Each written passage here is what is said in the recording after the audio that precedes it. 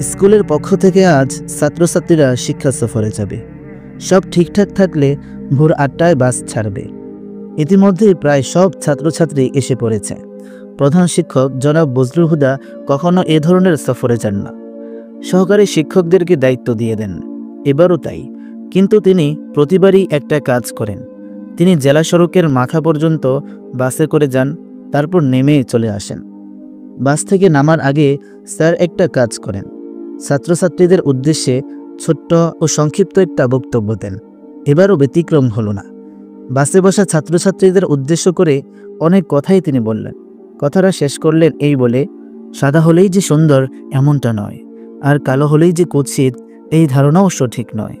কাফনের রং সাদা কিন্তু ভীতিকর।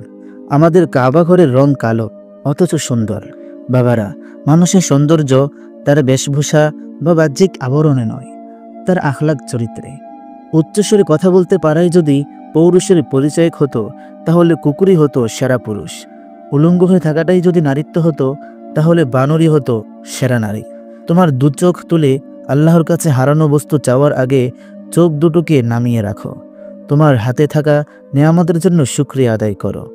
তোমরা সফরে যাচ্ছ, সফরটা যাতে শিক্ষণীয় হয় তোমাদের জন্য, অন্যদের জন্য, এদিকটায় সবাই লক্ষ্য রাখবে। জি স্যার, ফি আমানিল্লাহ।